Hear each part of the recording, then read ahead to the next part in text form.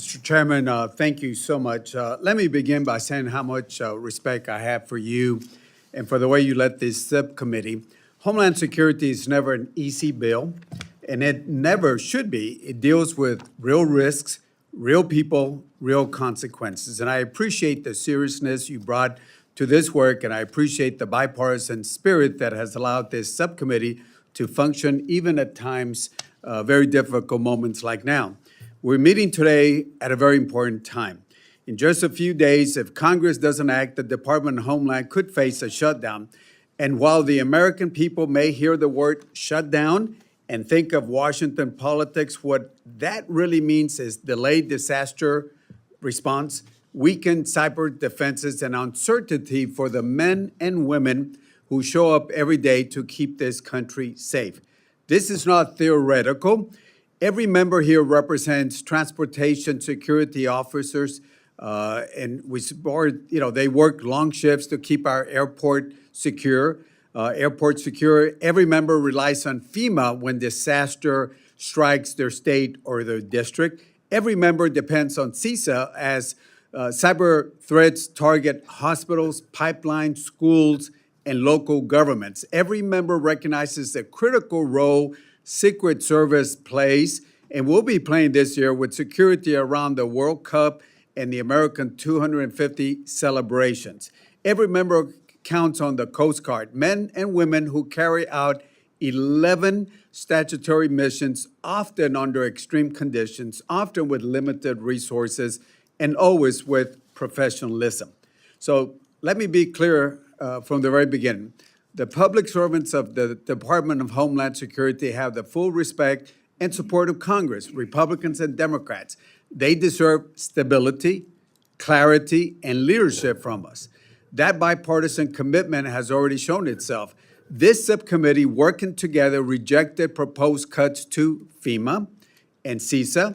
We supported the increased funding for FEMA and the Coast Guard, and those shared priorities are the reasons why I supported the fiscal year 2026 DHS appropriation bill. We agree on more than we disagree. We agree that border security matters.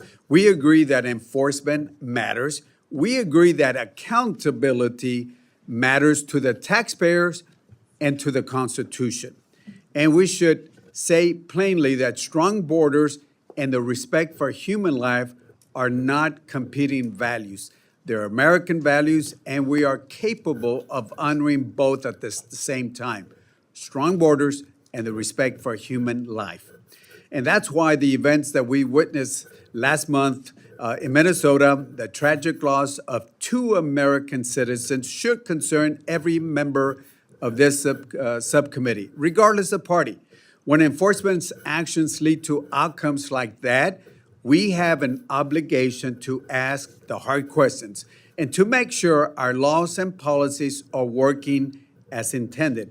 There's reasonable bipartisan ideas worth discussing, prioritizing enforcement resources on individuals with serious criminal records, ensuring that the proper warrants for searches of private property are enforced, providing clear guidelines to officers so they can do their jobs effectively and communities can have the confidence in the process. Mr. Chairman, as you know, I sent you some of the proposals in legislative language that I think are very rational and are basically not creating new laws, but are enforcing the policies and the laws that are there. For example, the use of force that Homeland has had. I think it was dated February 2023, just enforcing what's in there already, policies and laws, training that are there already. And I believe my colleagues on both sides of the aisle understand that the status quo cannot be carried on. We may differ on the scope or the pace of reform, but we all share a responsibility for making the system work. That's why I'd hope that the conversation today may also include ICE and CBP leadership. I understand there was a meeting yesterday, but I think Homeland could address this issue if we wanted to. The appropriations, The reality is that nearly 90% of the department will continue operating even if Congress fails to complete its work by the end of the week. If we are serious about avoiding a shutdown and about fixing what needs to be fixing, those voices need to be part of this discussion. So, Mr. Chairman, here's my ask, and it's a sincere one. Let's use the days ahead to convene a bipartisan, good faith effort to resolve the remaining issues at the heart of this funding fight and keep DHS fully operational and give the American people the security and the stability that they expect. If you recall, Chairman, we all came up with a bill that was agreed on by the Senate, by the House, by the Democrats, by the Republicans, until the second shooting came in. I understand dynamics changed, but we were almost there. We were there, Democrats and Republicans and everybody, but the second shooting brought different dynamics, and I think we can get there to address that. So shutting down the Department of Homeland doesn't make our borders stronger. It does not make our communities safer. It does not honor the public servants who depend on us to do our jobs. So I look forward to hearing from today's witnesses, and I look forward just as much to working with the colleagues on both sides of the aisle to finish this bill and move this country forward.